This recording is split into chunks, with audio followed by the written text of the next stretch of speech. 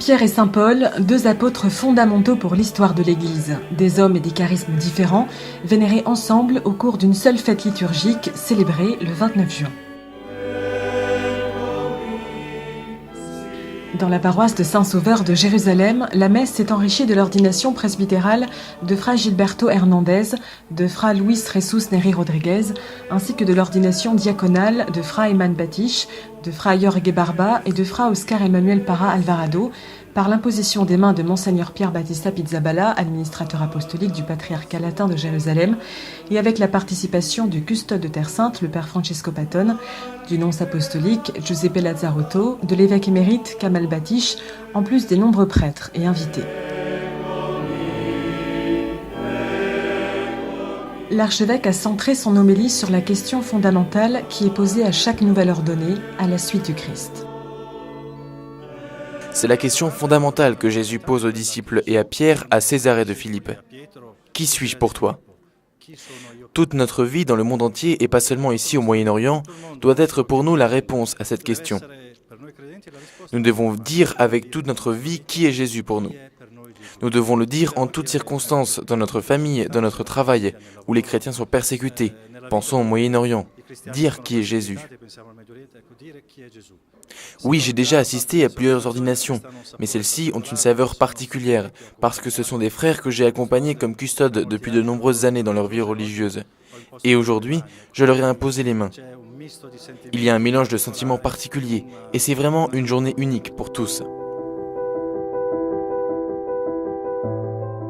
À l'occasion de la rencontre du jeudi 29 juin au Vatican avec les participants de l'Assemblée plénière de la Réunion des œuvres d'aide aux Églises orientales, la ROACO, le pape François a exprimé reconnaissance et encouragement pour les nombreux prêtres et séminaristes des Églises orientales. Sì, il Papa si è ricollegato al discorso sui seminaristi perché uno dei temi trattati dalla ROACO era proprio quello della formazione. Le pape s'est rattaché au discours sur les séminaristes parce qu'un des thèmes abordés par la ROACO était justement celui de la formation du clergé des différents rites, au Moyen-Orient et dans l'Orient catholique en général. Ensuite, comme custodie de Terre Sainte, nous avons été sensibles au fait que le pape ait mentionné nos 800 ans de présence en Terre Sainte. Et ensuite, lors de l'audience, il a évoqué brièvement la réalité de nos frères en Syrie et aux chrétiens qui y vivent. Le Saint-Père a voulu donner à ce moment une parole d'encouragement. Anche alla realtà dei nostri frati che vivono in Siria e ai cristiani che vivono in Siria, e il Santo Padre ha voluto anche dire in quel momento una breve parola di incoraggiamento.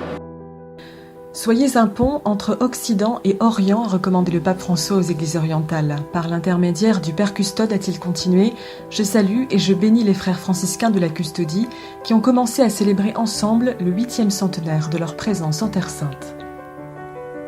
È un incontro, è una celebrazione, un avvenimento tradizionale che ha un grande significato perché esprime la continuità.